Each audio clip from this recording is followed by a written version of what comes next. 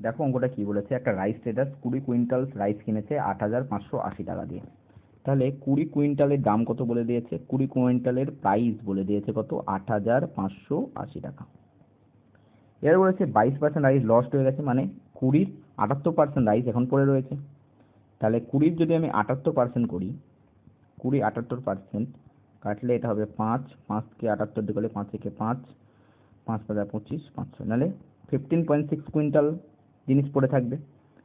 এবং বলে দিয়েছে at the rate of the he sell to earn 20% profit, অর্থাৎ এর ওপরে 20% প্রফিট করতে হবে। 8,580-র ওপর 20% প্রফিট মানে কি লিখতে পারি আমি, 120/100 লিখতে পারি। অর্থাৎ এত কুইন্টালের প্রাইস হবে এত টাকা। তাহলে 1 কুইন্টালের দাম কত হবে, 1 কুইন্টালের দাম হবে 8,580 ইন্টু 120/100 ইন্টু 1/15.6। এবার দেখো একটা দশমিক যদি তুলে দিই এখান থেকে, নাহলে উপরে কি হয়ে যাবে, 10 হয়ে যাবে, আর 10/156 হয়ে যাচ্ছে।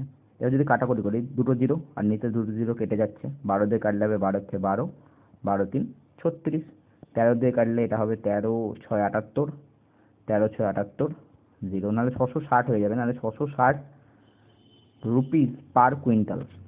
এত রুপিস পার কুইন্টাল হয়ে যাবে রাইট অ্যান্সার 660, নাহলে অপশন নাম্বার সি হবে একেবারে সঠিক উত্তর।